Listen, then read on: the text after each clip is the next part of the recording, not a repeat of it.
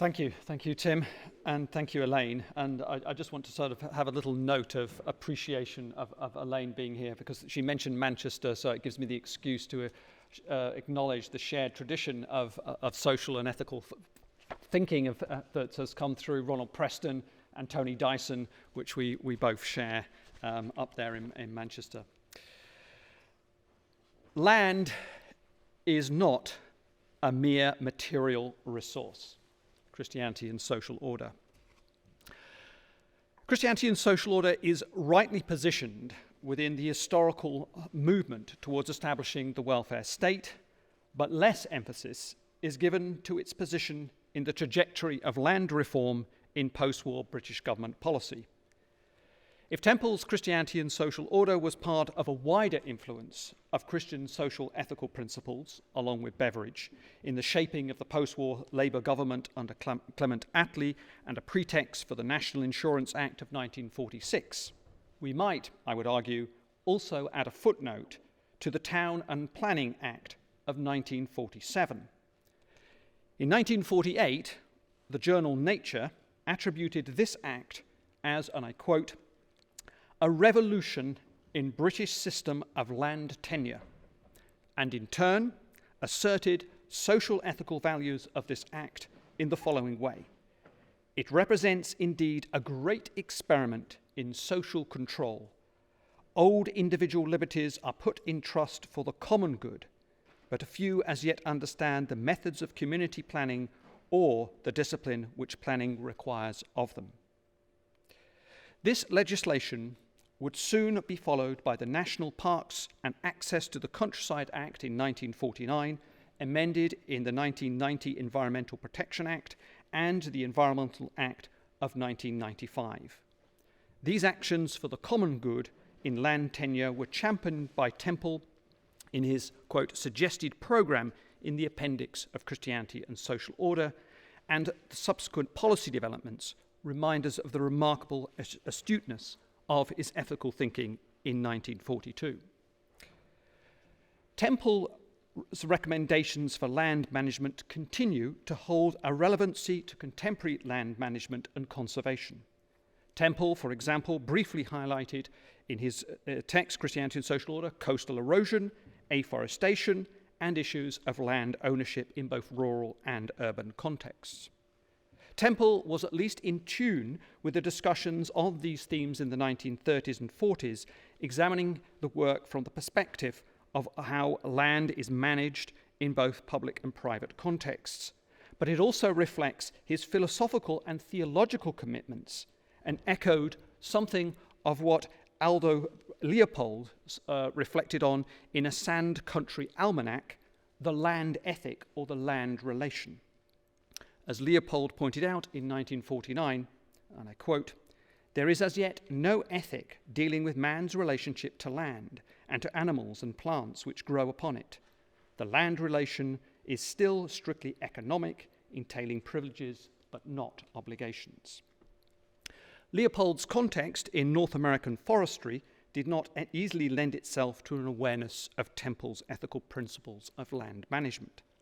But there was a land ethic emerging in 1942 in Temple's work, which is framed with a consideration of economic analysis of wealth, ownership of land, and the discussion of a wider set of features, which emerged from the Malvern Conference of 1941, much inspired by the Reverend Denman's point about the respect for earth and his concern to spur the aggressiveness of capitalism.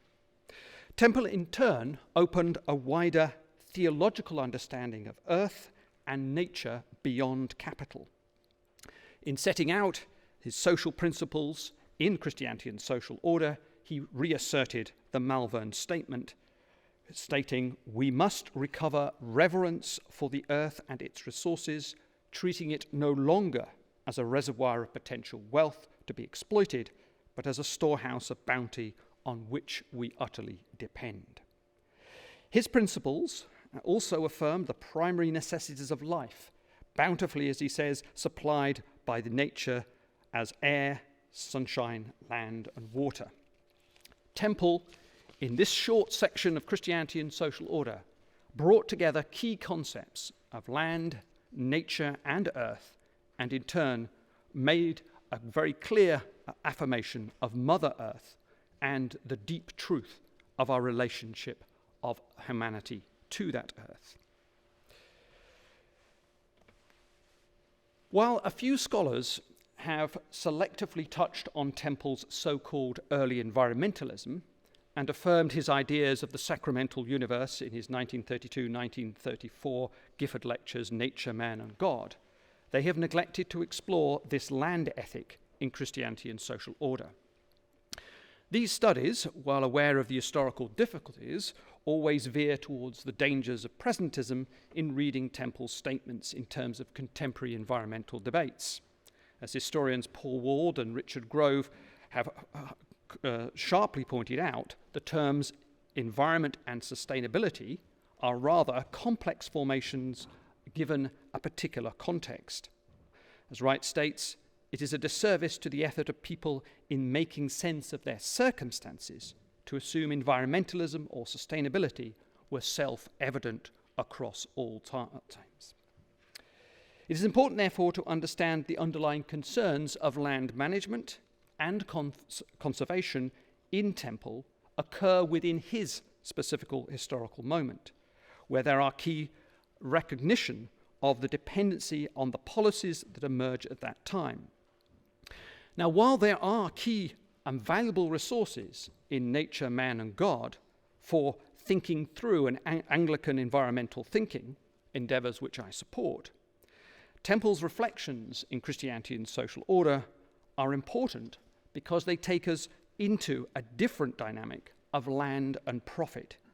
In short, what I am suggesting is in Temple's discussion, the evolutionary romanticism of that text of nature, man, and God needs to be replaced by a more critical realism of capital.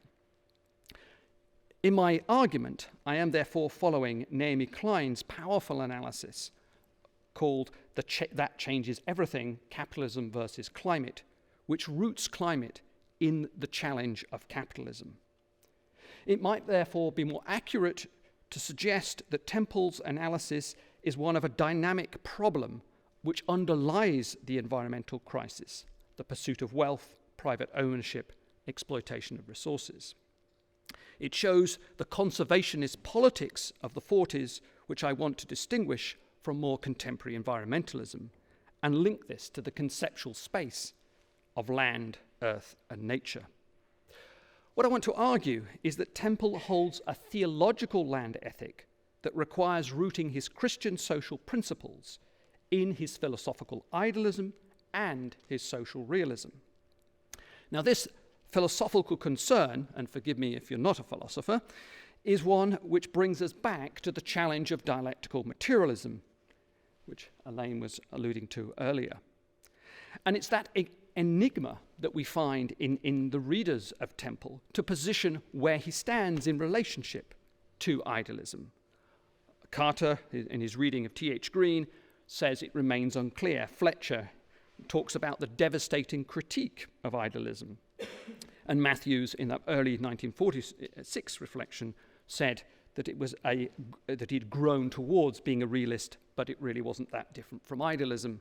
This gives you some sense of the complexity of the problem. In short, Temple's emerging theological trajectory on materialism and nature builds the basis of his land ethic, as far back as the Nature and Personality in 1911, right through to Nature, Man, God in 1934.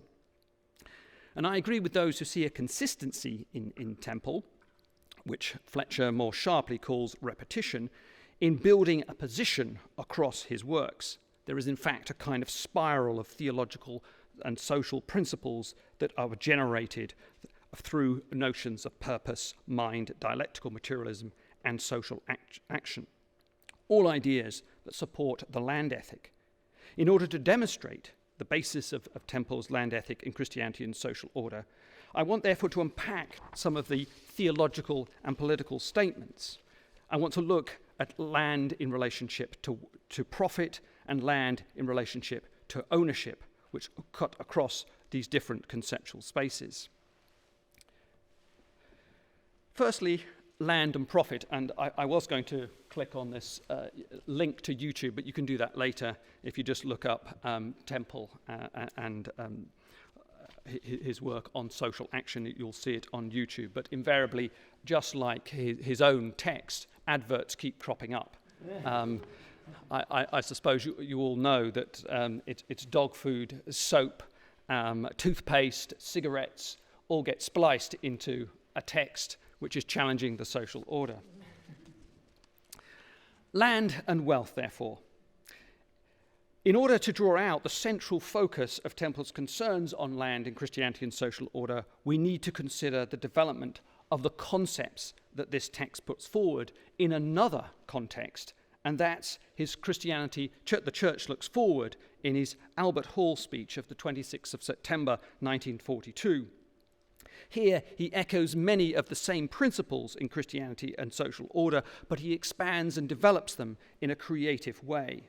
And indeed, as many of you will know if you've watched that YouTube clip, he talks in a jestful manner of saying that while land has been appropriated, it has not yet been possible with air, and that people haven't claimed as yet the property rights of air, and claiming that we will have to pay somebody to breathe their air. Of course, those statements are in fact not rooted as much in Temple as they are in T.H. Green. They almost echo the words of Lectures on Principles of Political Obligation, where Green wrote, "The earth is as much an original natural material necessary to produce industry as are light, air, and water. But while the latter from their nature of the case cannot be appropriated, the earth can be and has been." The Church Looks Forward speech is an important element to supplement the Christianity and social order. And here I've tried to briefly capture some of the trajectory of those texts by splicing the central themes. That land, first of all, is a gift and source of life. This is the theological tradition of seeing from the Old Testament tradition of being landlords and stewards and trustees of the land, rejecting the exploitation structure. Then we see land as that part of public ownership, where there are exceptions for rural land because it serves the public good. And then we have a series of statements around that land should be regulated in various ways according to fines or misuse, fair rents, land values tax, and being purchasable by the state. And so I've drawn all of those elements together. Now, in consideration of these extracts from both Christianity and social order and the Church Looks Forward, we can see the shape of the land ethic that Temple is building.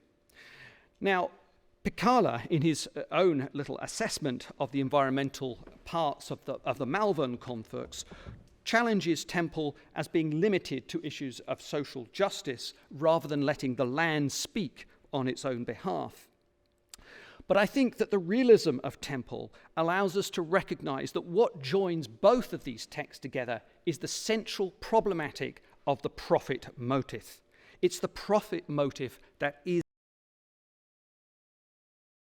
And we also see here the force of how Temple pushes forward the stewardship dimension.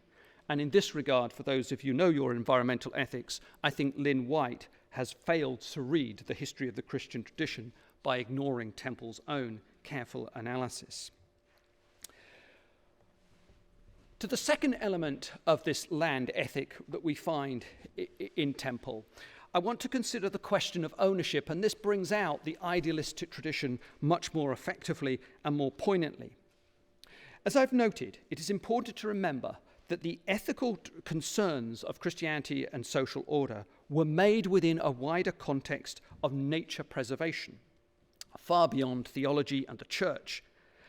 For example, the National Trust was set up in 1895, supported by the National Trust Act of 1907, to preserve land tenements, including buildings of beauty and historic interest, and, under the guidance of Charles Rothschild, the Society for the Promotion of Nature Reserves was established in 1912.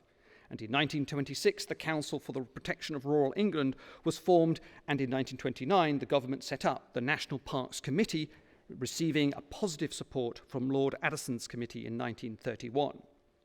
In 1941, Herbert Smith, the Secretary of the Promotion of Nature Reserves, on the advice of ministers responsible for post-war reconstruction, set up the Conference on Nature Preservation in Post-War Reconstruction, which set the principles, I quote, for the use of land after the war. Supported by 6 reports by 1945, the post-war government would bring forward these ideas into their legislation. This was also, for note, supported by the founding in 1949 of the national parks in England. Now, this momentum in land use is precisely what Temple carries forward. He's speaking to his time, from his time, responding to these powerful movements in the conservationist direction. But there are also 2 other key aspects that Temple brings forward in his discussion, and that's the Scott Report on land utilisation and the Uthwat Report on compensation and betterment in the respect of the public control of land, which would lead to the Town and Country Planning Act. The latter, the Uthwat Report, would form the basis of a comment in the 1942 Albert Hall talk, where he greatly welcomed the possibilities of what the Uthwat Report presented. Incidentally, may I say that I think we should greatly welcome the Uthwat Report just published. It seems to aim most hopefully at a combination of the advantage of public control and private initiative, but we shall have to watch and take care that its principles are not whittled away in concessions to vested interests. This linking of William Temple's insights to the Uthwat Report of 1942 in The Church Looks Forward not only connects the land ethical principles to Christianity and social order, but it shows that Temple's involvement in picking up what is reported in the Journal of Nature in 1942, an appreciation of conservation. And indeed, in Nature Journal, it referred to both Temple's work at the Malvern and his later work as the church as a social force in conservation and preservation. The linking of land and money and the Uthwat Report are also supported in the repeated texts of Nature, which also provided a summary. And as you see here, those reports were summarized in another Penguin edition, which almost mirrors the cover. And I think this is a very poignant echo of 2 sets of engagement and shows the force of Temple's understanding of his time and his place in speaking through his ethical concerns. So to indulge me a little bit here, if I may, in idealism, and Ralph will appreciate this, others I hope will tolerate it. What is significant about these shifts and changes in Temple is what they reflect in terms of his philosophical commitments. Temple is building on and carrying forward that idealist tradition. He directly, as I've already indicated, carried forward T.H. Green about the joke on privatizing air. But it's important to recognize that it's wrong to situate Temple entirely within this post-Hegelian tradition. And much more important, much more significant, is the consistency of Plato which returning through his thinking. And it's that ground which I think enables him to jolt some of that abstract absolutism of the idealist tradition back into that foundations of Plato's Republic. Here we see an idealist commitment, and let's be clear, idealism begins with Plato and moves forward. And it was in fact that challenge between Plato and Aristotle around private ownership, Plato's sense of the guardians being unable to have private property against the Aristotelian view where there was a sense of allowing private property. But of course, in that respect, it's important to realize that those are very stereotypical constructions and that there are nuances in the reading of both Plato and Aristotle. But what Temple takes from Plato is that sense of the individual not owning property for the public good, which consistently comes through his work. Ethics is the foundation of the state. But the realism of Temple's work is actually found in this profound engagement of Christianity and the social order through the Conference on Christian Politics, Economics and Citizenship of 1924. Here the influences from Tawney, Gore and others are widening that debate in bringing about a deeper moral understanding, such that the Volume 9 reported that there's a deep underlying moral question in whether these natural resources ought to be bought and sold unconditionally. Why is all this important to us today? What I have tried to show is that Temple's thinking on nature needs to be balanced with the realism of land ethics, that romanticism of nature, God, nature, man, and God needs to be put in the context of a stronger social realism. And this is important because we look at the ecological thinking that was emerging from Christian theological reflections. It's Lisa Sedaris who points out that we need to look at the darker side of Darwin. We also need to look at the challenges that capitalism provides as the basis of that exploitation, and it's precisely that which Temple achieves. We are the trustees and guardians.